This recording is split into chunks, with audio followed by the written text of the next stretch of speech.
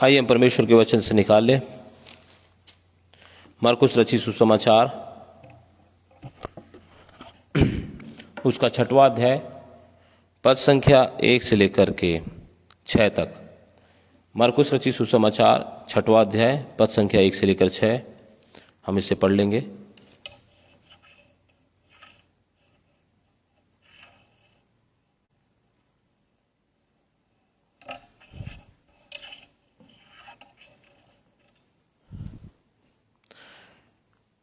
वहां से निकलकर वह अपने देश में आया और उसके चेले भी उसके पीछे गए। सब्त के दिन वह आराधनालय में उपदेश करने लगा और बहुत से लोग सुनकर चकित हुए और कहने लगे, इसको ये बातें कहाँ से आ गई? यह कौन सा ज्ञान है जो उसको दिया गया है? कैसे सामर्थ के काम इसके हाथ से प्रकट होते हैं? क्या यह वही बढ़ाई नहीं जो मरियम का पुत्र और याकूब, योसेस, यहूदा और शमौन का भाई है? क्या उसकी बहनें हमारे बीच में नहीं रहती? इसलिए उन्होंने उसके विषय में ठोकर खाई। यीशु ने उनसे कहा, भविष्यवक्ता का अपने देश और अपने कुटुंब और अपने घर को छोड़ और कहीं भी निरादर नहीं होता। वह वहाँ को कोई सामर्थ के काम ना कर सका, केवल थोड़े से बीमारों पर हाथ रखकर उन्हें चंगाई दिया। और उसे उनके अविश्वास पर आश्चर्य हुआ और वह चारों ओर के गांव में उपदेश करता फिरा। यह प्रभु यीशु ख्रिस्त का सुसमाचार है।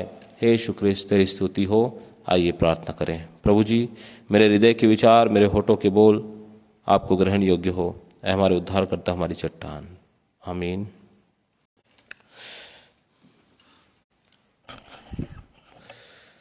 मेरे प्रियो, एक समय की बात है, एक डॉक्टर हुआ करते थे और वो डॉक्टर बहुत नामी थे।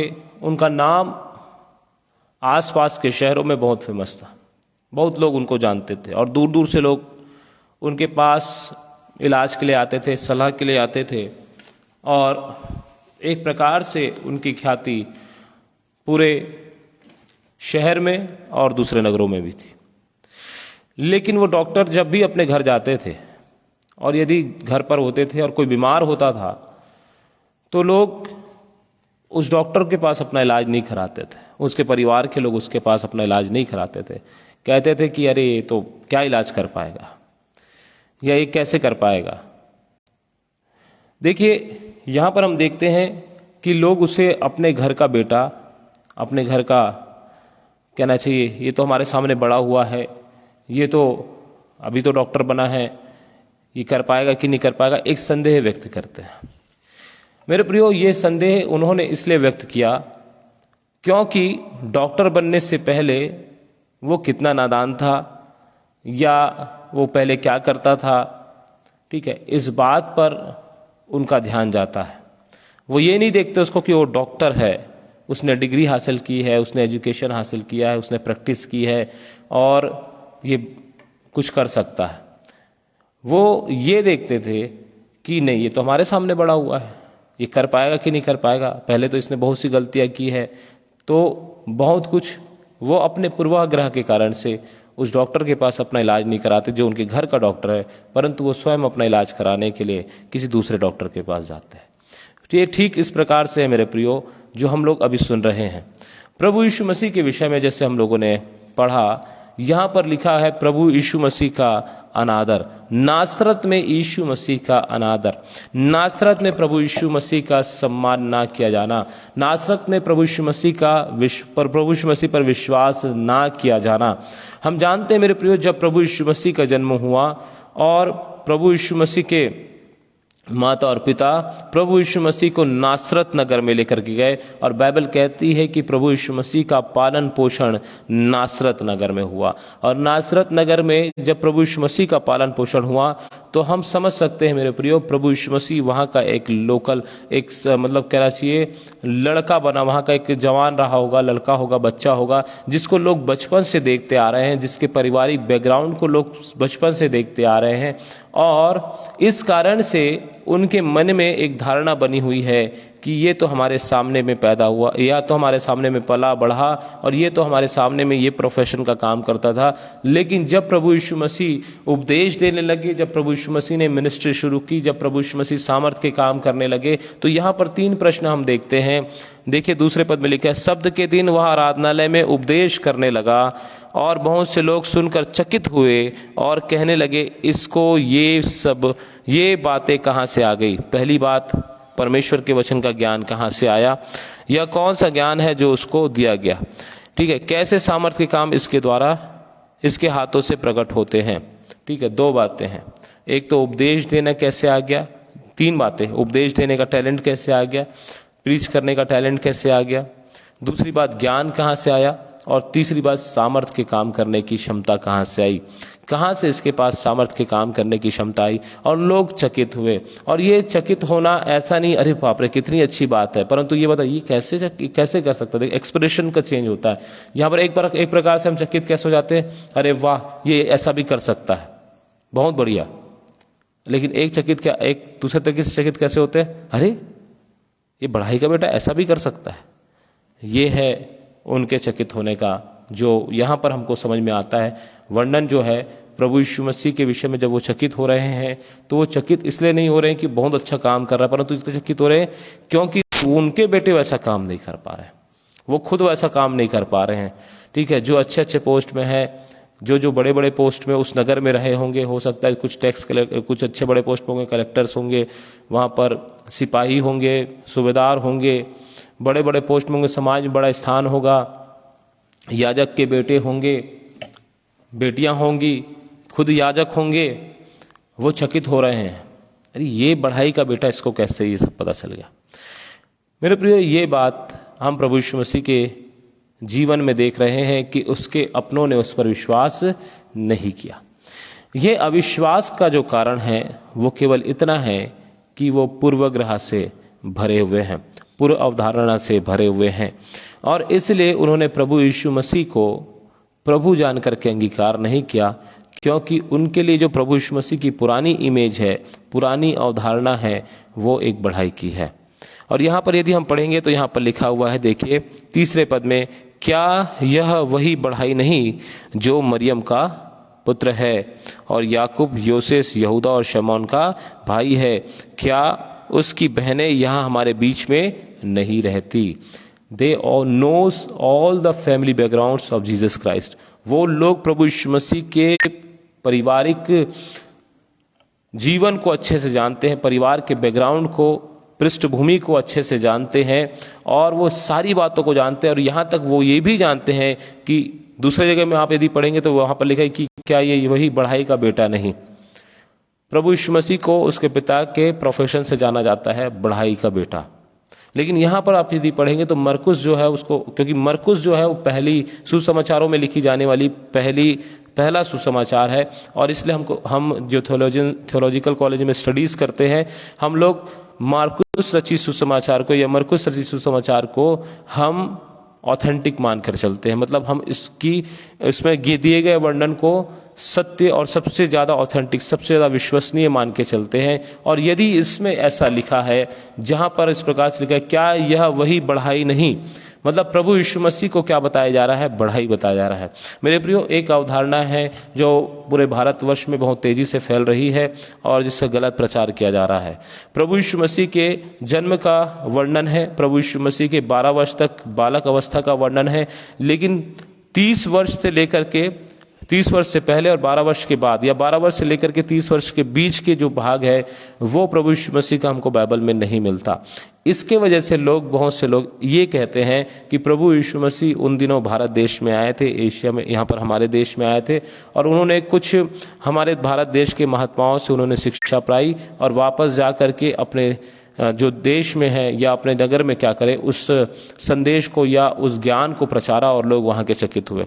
मतलब प्रभु यीशु मसीह के विषय में ये कहा जाता है कि प्रभु यीशु मसीह भारत देश आए थे, हमारे देश के कुछ महात्माओं से उन्होंने शिक्षा ली थी उस समय के, और उन्होंने एक नए धर्म की स्थापना की, फलस्तीन में जा करके या इज़राइल में जा करके। नहीं मेरे प्रियो, बिल्कुल ऐसा नहीं है।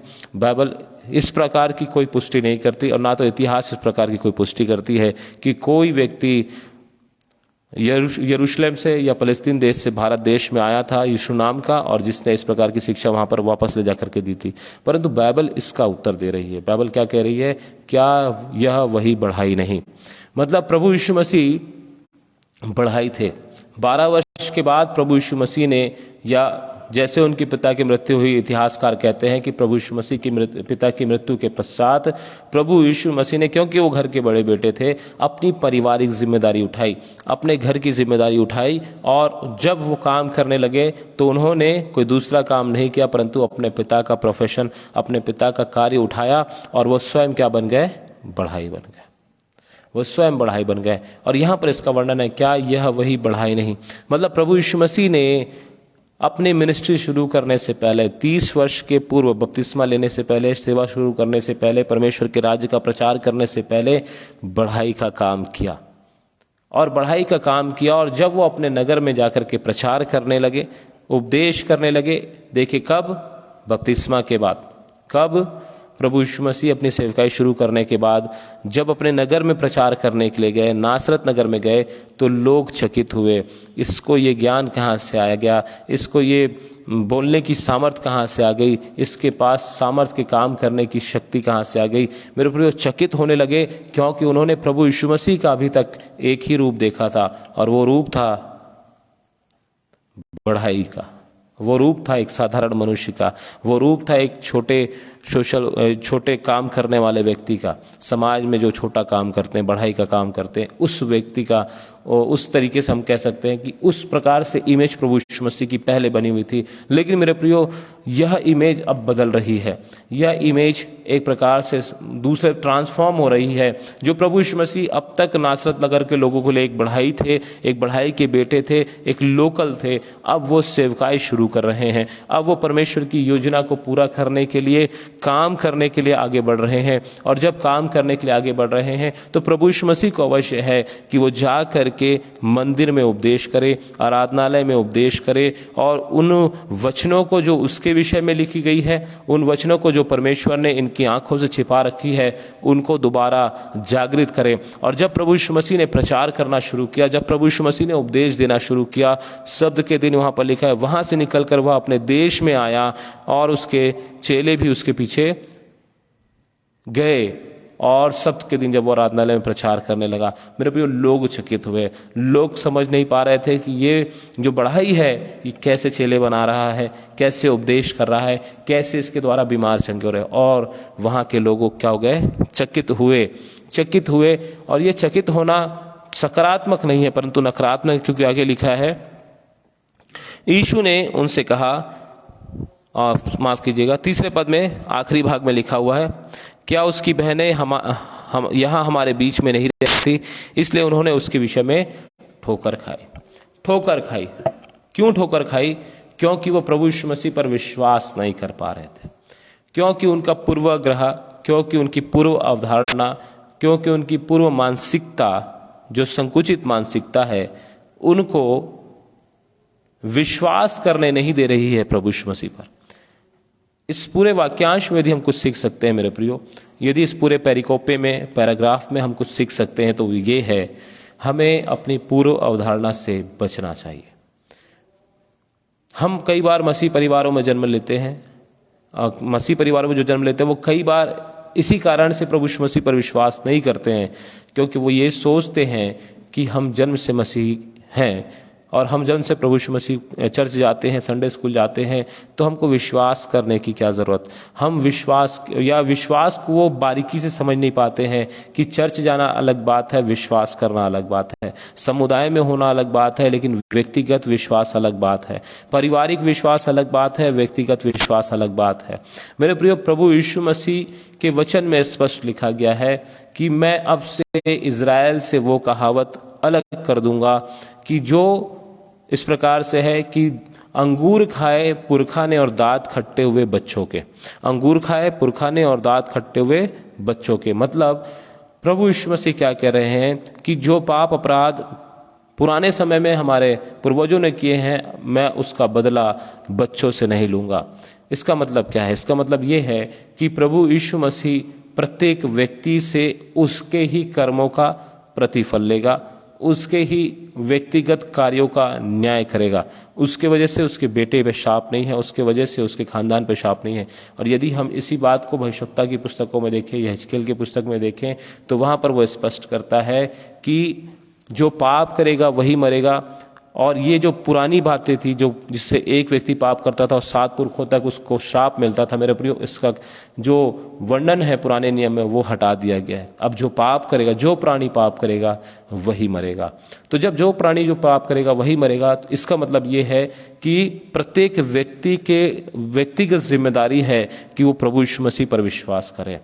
केवल पारिवारिक मसीही होने से कुछ नहीं होगा, सामाजिक रूप से मसीही होने से कुछ नहीं होगा। हमें अपना व्यक्तिगत मसीही होने का प्रमाण देना पड़ेगा। हमें प्रभु यीशु मसीह को व्यक्तिगत रूप से अपना उद्धारकर्ता करके ग्रहण करना पड़ेगा, तो जाकर के हम ये कह सकेंगे कि हाँ, मैं यीशु मसीह पर विश्वास करता हूँ, मैं यीशु मसीह पर विश्वास करता हूँ। मैं अपने परिवार के कारण से विश्वास नहीं करता, हालांकि परिवार जो है मुझे प्रभु यीशु मसीह पर विश्वास में खड़ा करने के लिए सहायक है। समाज जो है प्रभु यीशु मसीह में विश्वास में खड़ा करने के लिए सहायक है, विश्वास देने के लिए सहायक है। लेकिन जब तक मैं व्यक्तिगत रूप से प्रभु यीशु मसीह को अपना उद्धारकर्ता करके ग्रहण नहीं करता, जब तक मैं उस पर अंगीकार नहीं करता कि वो मुर्दों में से जी उठा, परमेश्वर ने अपनी सामर्थ्य से उसको मुर्दों में से जिलाया, मैं उद्धार को प्राप्त नहीं कर सकता। क्योंकि बाइबल कहती है रोमियो 10 उसके 9 और 10 में, तो उद्धार पाने के लिए मुंह से अंगीकार किया जाता है और धार्मिकता के लिए मन से विश्वास किया जाता है। मुंह से अंगीकार, प्रभु यीशु मसीह को जो प्रभु जानकर अंगीकार करे और मन से विश्वास करे कि परमेश्वर ने उसे मरे हुए में से जिलाया, तो तू निश्चय उद्धार पाएगा। ये प्रत्येक व्यक्ति की जिम्मेदारी है मेरे प्रियो, प्रत्येक जवान की, प्रत्येक समझदार व्यक्ति की जिम्मेदारी है कि वो अपने जीवन में यीशु मसीह को व्यक्तिगत रूप से उद्धारकर्ता करके ग्रहण करे। लेकिन क्या हो रहा है? लेकिन हो ये रहा है कि हमारे बहुत से जवान जो कन्फर्मेशन के लिए आते हैं, बपतिस्मा के लिए आते हैं, जो मसीह घरों में पैदा हुए हैं, मसीह जन्म से मसीही हैं, वो इस बात की वैल्यू को नहीं समझ पाते हैं कि यीशु मसीह कौन है, यीशु मसीह पर विश्वास करना क्या है, यीशु मसीह को उद्धारकर्ता करके ग्रहण करना क्या है। इस बात को नहीं समझ पाते। क्यों नहीं समझ पाते हैं? क्योंकि उनको लगता है कि हम तो जन्म से मसीही हैं, हम तो संडे स्कूल जाते हैं, हम तो चर्च जाते हैं, हम तो जवान सभा जाते हैं, हम तो महिला सभा जाते हैं, हम तो अन्य कॉटेज प्रेयर मीटिंग अटेंड करते हैं। बहुत कुछ हम सोचते रहते हैं और हम सोचते हैं कि हम तो जन्म से मसीही हैं, तो हमको विश्वास में ट्रस्ट करने की क्या जरूरत है, विश्वास को बार बार बोलने और समझने की क्या जरूरत है। विश्वास तो उनको करना चाहिए जो लोग प्रभु यीशु मसीह को जानते ही नहीं। नहीं मेरे प्रियो, ऐसा नहीं है। हर व्यक्ति को, चाहे आप मसीह घर में भी क्यों ना पैदा हुए हों, हमें व्यक्तिगत रूप से प्रभु यीशु मसीह को जानने और पहचानने की आवश्यकता, उसको उद्धारकर्ता करके ग्रहण करने की आवश्यकता है। और बाइबल यहीं पर इस प्रकार से कह रही है, समझने वाली बात यहाँ पर यह है कि प्रभु यीशु मसीह पर वो विश्वास नहीं कर पा रहे हैं और प्रभु यीशु मसीह के विषय में उन्होंने ठोकर खाई, क्योंकि वो पूर्वाग्रह से क्या हैं, ग्रसित हैं, भरे हुए हैं। उनकी पूर्व अवधारणा से वो भरे हुए हैं और वो यही सोच रहे हैं कि ये बढ़ाई का बेटा कैसे एक भविष्यवक्ता हो सकता है, कैसे मसीहा हो सकता है, कैसे परमेश्वर का चुना हुआ हो सकता है। जैसे मैंने आपको शुरुआत में उदाहरण बताया था कि हमारे घर का बेटा यदि डॉक्टर बने तो हम उसके पास सुई भी लगाने नहीं जाते, क्योंकि हमको डर लगता है वो लगा पाएगा कि नहीं, क्योंकि हम जानते हैं कि पहले कैसा था, पहले कैसा था। लेकिन मेरे प्रियो, पहले कैसा भी हो, लेकिन उसने एजुकेशन हासिल की, उसने प्रैक्टिस किया, अब वो बहुत अच्छा डॉक्टर है। तो मेरे प्रियो, वो डॉक्टर है, इसका मतलब है कि उसको अपने कार्य का पता है, उसको अपने प्रोफेशन का पता है। लेकिन हम उस पर विश्वास इसलिए नहीं कर पाते हैं क्योंकि हमने उसको बढ़ते हुए देखा। कई बार ये लोकल प्रीचर्स के लिए भी होता है, कई बार ये लोकल प्रीचर्स के लिए होता है। मैं उदाहरण के लिए बता सकता हूँ कि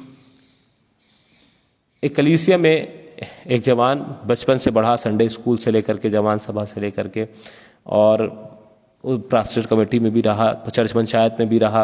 अब वो पादरी बन गया बाइबल ट्रेनिंग करके।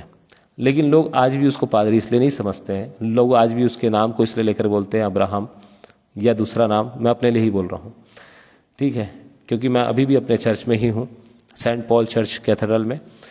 यहाँ मैंने संडे स्कूल की शिक्षा हासिल की, संडे स्कूल में पढ़ाया और बहुत जवान सभा में 4 साल प्रेसिडेंट भी रहा, फिर पास्टर कमेटी में भी कई समय में रहा। उसके बाद बाइबल ट्रेनिंग करके अब मैं पासबान बन गया हूँ।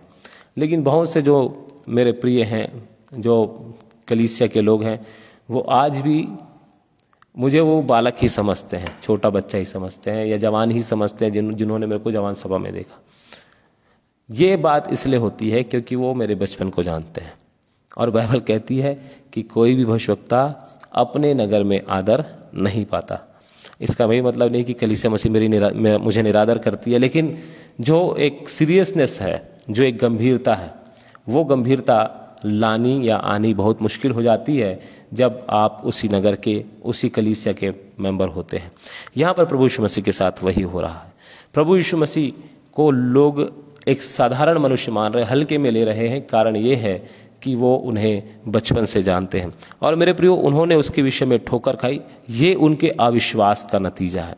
अविश्वास का नतीजा, जब हम किसी व्यक्ति की काबिलियत को ना देख करके उसके कमज़ोर पार्ट को देखते हैं, उसके कमज़ोर हिस्से को देखते हैं, तो हम हमेशा ठोकर खाते हैं, हम हमेशा नीचा देखते हैं। और यहाँ पर हमें सीखने की आवश्यकता ये है कि प्रभु यीशु मसीह भले ही उस नगर का क्यों ना हो, लेकिन जब वो अपनी मिनिस्ट्री में आया है, जब वो सेवकाई कर रहा है, जब उसके उपदेश बहुत अच्छे हैं, जब उसके हाथों से चंगाई के काम हो रहे हैं, तो हमें अपने अविश्वास का इलाज करने की आवश्यकता है। हमें अपने अविश्वास को से विजय प्राप्त करने की आवश्यकता है और हमें उस पर ईमान लाने की आवश्यकता है। जो मैं कह रहा था, मसीह घर में जो बच्चे पैदा होते हैं, जो मसीह होते हैं जन्म से, वो मसीहत को सीरियसली इसलिए नहीं लेते हैं क्योंकि वो बचपन से उस चीज़ को देखते हैं, बचपन से उसी चीज़ में है, और इसलिए उनको उस बात की गंभीरता का अनुभव नहीं होता।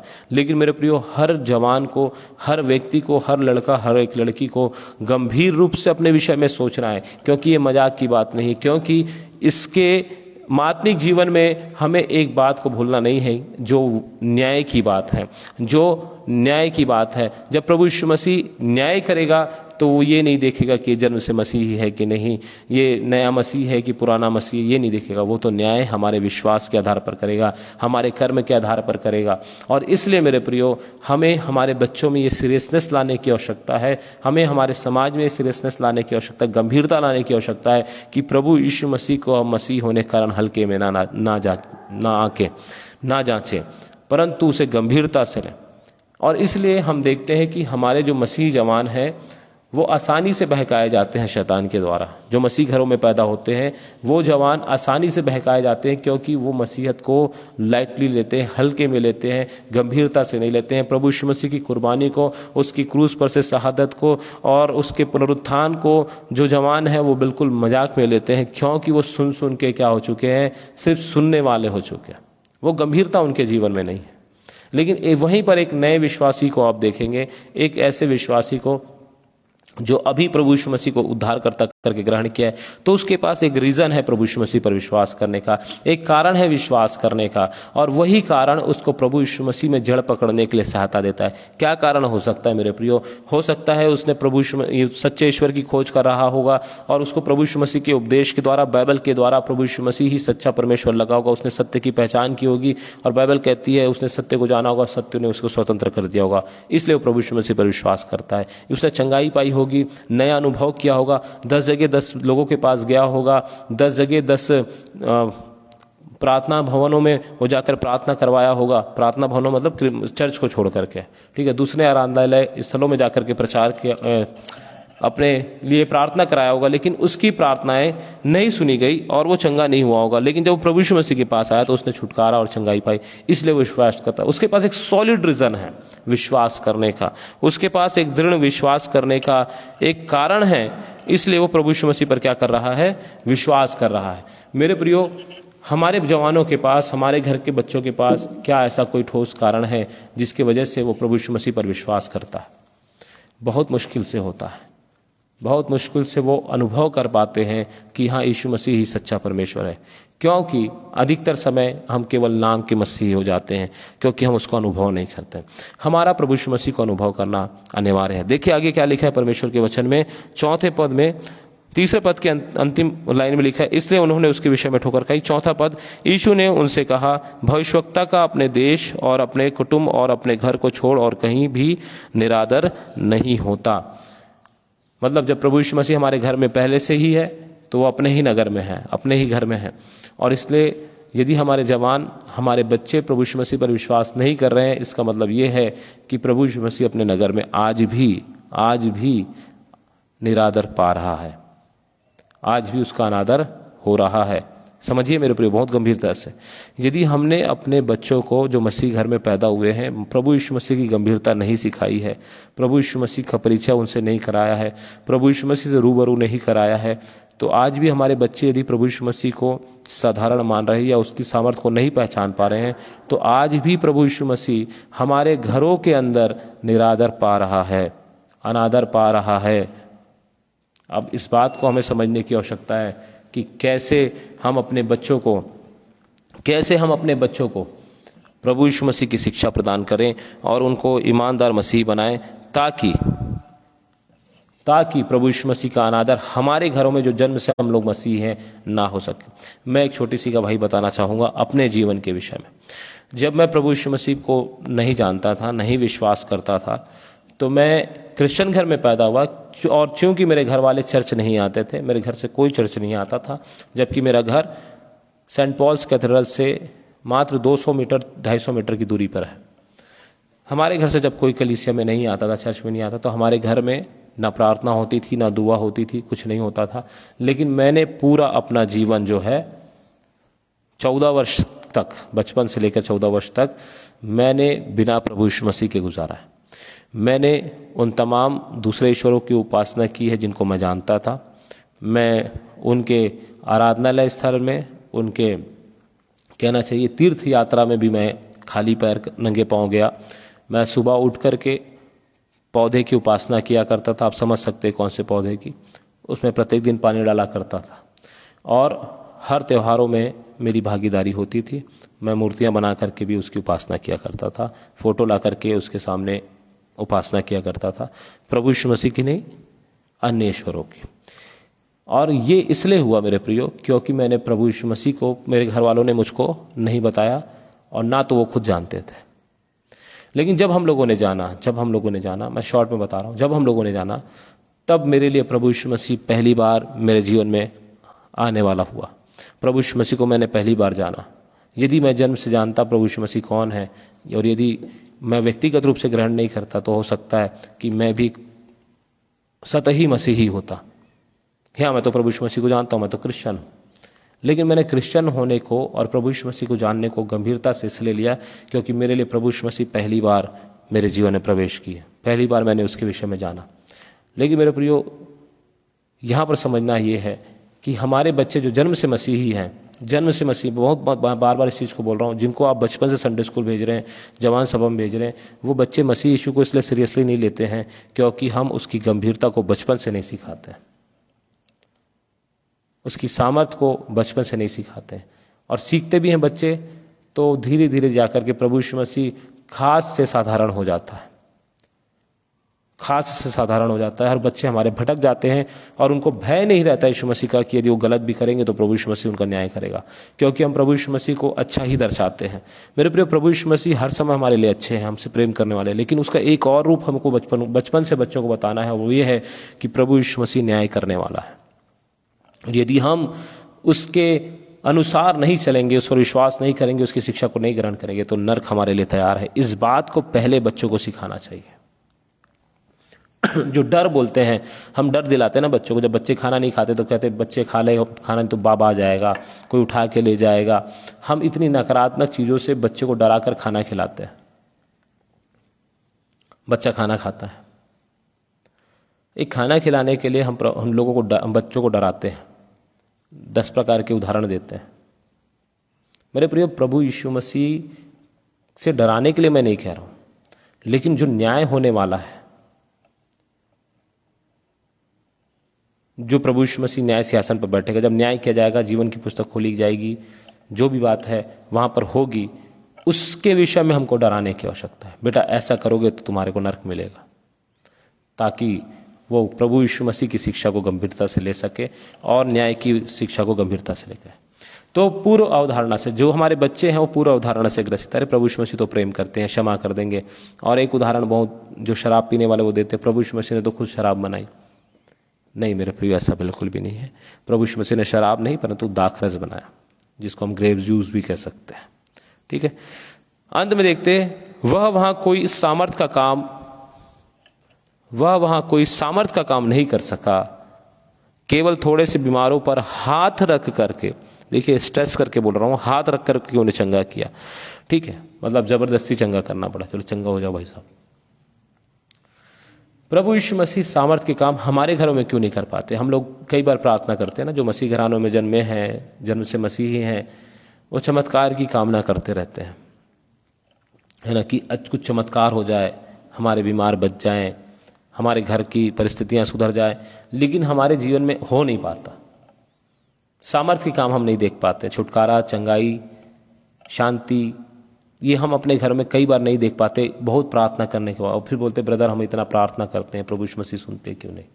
मेरे प्रियो, प्रभु यीशु मसीह इसलिए नहीं सुनते क्योंकि हम लोगों ने प्रभु यीशु मसीह को जन्म से हल्का जाना है, उसकी सामर्थ को नहीं विश्वास किया, इसलिए मेरे प्रियो हमारे जीवन में काम नहीं हो पाते। लेकिन जो वहीं पर आप देखेंगे एक नया विश्वासी आता है, एक जो प्रभु यीशु मसीह को नहीं जानता, वो प्रभु यीशु मसीह पे बहुत विश्वास कर लेता है।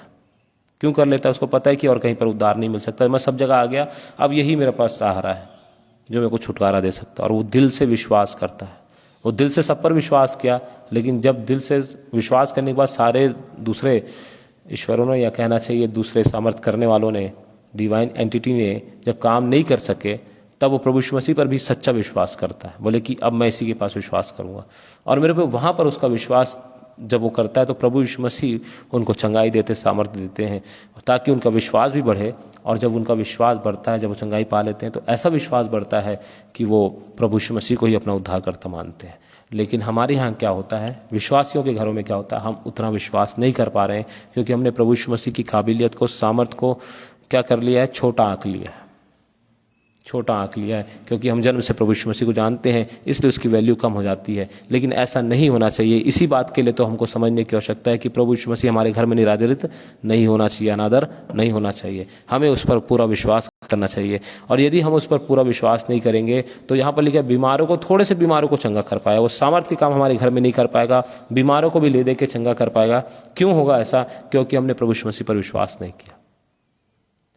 क्या करेंगे ब्रदर प्रार्थना करके, बुखार तो ठीक नहीं होता। क्या करेंगे ब्रदर प्रार्थना करके, स्टोन तो ठीक नहीं होता। क्या करेंगे भाई साहब प्रार्थना करके, कैंसर तो ठीक नहीं होता। मेरे प्रिय, सब ठीक हो जाएगा, लेकिन क्या हमारा विश्वास वैसा है, उस लेवल का विश्वास है? प्रभु यीशु मसीह को देखिए कैसे चंगा करना पड़ रहा है, हाथ रख के चंगा करना पड़ रहा है। चंगी हो जा बहन, चंगी हो जा, चंगे हो जाओ भाई, चंगे हो जाओ। प्रभु यीशु मसीह किस वस्त्र से सामर्थ्य निकलती है, प्रभु यीशु मसीह के बोलने से लोग चंगे हो जाते हैं, लेकिन अपने नगर में हाथ रखना पड़ रहा है। प्रभु यीशु मसीह को हाथ रखने की नौबत आई है, ताकि थोड़े से काम तो हो सके नगर में गवाही के लिए। हमारे भी घरों में ऐसा ही होता है। विश्वासी घरों में, पारिवारिक जो जन्म से मसीह है, उनके जीवन में बहुत मुश्किल से वो चमत्कार को देख पाते हैं, क्योंकि वो विश्वास को साधारण सी बात मानते हैं। अरे हाँ, मसीही तो हैं, विश्वासी तो हैं ही, प्रभु यीशु मसीह को तो जानते हैं। केवल जानने से नहीं होगा मेरे प्रियो, जानते तो ये लोग भी हैं प्रभु यीशु मसीह को, लेकिन अब हमें विश्वास करना है नए सिरे से, एक नए विश्वासी के रूप में। और उससे उनके अविश्वास पर आश्चर्य हुआ और वह चारों ओर के गांव में उपदेश करता फिरा। जब प्रभु यीशु मसीह को हम अपने घरों में सही औदा नहीं देंगे मेरे प्रियो, या उस पर विश्वास सही से नहीं करेंगे, या हम उस पर अविश्वास करके बैगा गुनिया के पास जाएंगे। बहुत से मसीह परिवारों में मैंने देखा है, जब समस्या आती है तो पादरी के पास नहीं आते हैं। वो सोचते हैं पादरी साहब तो कुछ नहीं कर सकते, पादरी साहब की प्रार्थना से तो कुछ नहीं होता। मेरे प्रिय, मेरी प्रार्थना से कुछ नहीं होगा, मैं जानता हूं, आपके विश्वास से तो होगा। पादरी साहब क्या प्रार्थना कर रहे हैं, ये पादरी साहब का विश्वास है। लेकिन चंगाई पाने वाले को, छुटकारा पाने वाले को खुद में विश्वास होना चाहिए कि मैं यीशु मसीह से यदि प्रार्थना करवाने जाऊंगा तो जो अभिषिक्त है, वो कैसा भी क्यों ना हो, उसको परमेश्वर ने चुना है कि उसकी प्रार्थना से, उसके तेल लगाए जाने से, उसके पानी पर प्रार्थना किए जाने से रोगी चंगा हो जाएगा। ये अधिकार परमेश्वर ने हर पादरी को दिया है, हर पासवान को दिया, हर डिकन, हर प्रचारक को दिया जो सेवकाई करता है। करना क्या है? विश्वास के साथ जाना है। और बाइबल क्या कहती है? तेरे विश्वास ने तुझे चंगा किया। चंगाई किसी पादरी पर निर्भर नहीं करती। पादरी केवल प्रार्थना करने वाला, मध्यस्थता की प्रार्थना करने वाला है, आपके पापों की क्षमा के लिए प्रार्थना करने वाला है, आपकी चंगाई के लिए प्रार्थना करने वाला है। लेकिन चंगाई प्राप्त करने के लिए जो मुख्य चीज है, वो मुख्य बात है, वो है आपका विश्वास क्या है प्रभु यीशु मसीह पर। आप अपने विश्वास के द्वारा चंगाएंगे। इसलिए प्रभु यीशु मसीह के वचन में लिखा है, जैसा तेरा विश्वास है वैसा तेरे साथ होगा। तो हमारा विश्वास क्या है? फिर एक और बात, जब हम यदि अपने घर में प्रभु यीशु मसीह को सही आदर नहीं देंगे, हमारे बच्चों में प्रभु यीशु मसीह को सही आदर नहीं मिलेगा, तो बाइबल कहती है कि वह दूसरे नगरों में जाकर उपदेश देने लगेगा। अपने हमारे परिवार को छोड़ करके उन परिवारों में अपना समय देगा जहां पर प्रभु यीशु मसीह को महिमा मिलेगी, जहां पर प्रभु यीशु मसीह को सम्मान मिलेगा, जहां पर प्रभु यीशु मसीह को आदर मिलेगा। इसलिए यूहन्ना बपतिस्मा दाता ने उन फरीसियों से जो उसके पास बपतिस्मा लेने आ रहे थे, उन इजरायली यहूदियों से कहा कि हे सांप के बच्चों, किसने तुम्हें जता दिया कि आने वाले क्रोध से भागो। इस बात पे घमंड ना करो कि तुम अब्राहम की संतान हो, इस बात पे घमंड ना करो कि तुम जन्म से मसीही हो, मसीह घर में पैदा हुए हो। यदि परमेश्वर चाहेगा तो इन पत्थरों से भी अपने लिए महिमा करा सकता है। तो परमेश्वर को अपनी महिमा कराने के लिए मसीह परिवारों की आवश्यकता नहीं है, विश्वासी परिवारों की आवश्यकता है। मसीह परिवार करें जो जन्म से मसीह हैं, उनके उन परिवारों की आवश्यकता नहीं जो जन्म से नामधारी मसीह हैं, परंतु उनको ऐसे परिवारों की आवश्यकता है जहां पर यीशु मसीह को सच्चे रूप से विश्वास किया जाता है, उसको उद्धारकर्ता माना जाता है। क्या मेरा और आपका परिवार वैसे ही विश्वास योग्य है? क्या मेरा और आपका परिवार सच में विश्वास योग्य है कि हम केवल मसीही हैं? हाँ भाई, चर्च जाना है, प्रार्थना करना है, बस काफी है? नहीं मेरे प्रियो, एक हमें परमेश्वर के वचन में जन्म लेने वाला मसीही बनना है। हमें गंभीर मसीही बन रहा है, प्रभु यीशु मसीह की शिक्षा का पालन करने वाला मसीह बनना है, उसका आदर करने वाला मसीह बनना है, उससे प्रेम करने वाला मसीह बनना है। और मेरे प्रिय, यदि नहीं बन पाएंगे तो बाइबल कहती है यूहन्ना 1:11 में, वह अपनों के घर में आया परंतु उसके अपनों ने ग्रहण नहीं किया। 12वें पद में लिखा है, परंतु जितनों ने उसे ग्रहण किया उसने उन्हें परमेश्वर की संतान होने का अधिकार दिया, अर्थात उन्हें जो उसके नाम पर विश्वास करते हैं। फिर नीचे लिखा है, वे ना तो जल से ना लहू से परंतु परमेश्वर से जन्मे हैं, वो शारीरिक दशा में नहीं जन्मे हैं। जो कोई प्रभु यीशु मसीह पर विश्वास करता है और जो कोई प्रभु यीशु मसीह पर विश्वास करने के द्वारा उसका संतान बनता है, वो परमेश्वर से जन्मे हैं, मतलब परमेश्वर ने उनको पैदा किया है, विश्वास में पैदा किया है। तो प्रभु यीशु मसीह में जन्म लेने के लिए विश्वास की आवश्यकता है, कुल और वंश की आवश्यकता नहीं है, पीढ़ी की आवश्यकता नहीं है। आज क्या मैं विश्वास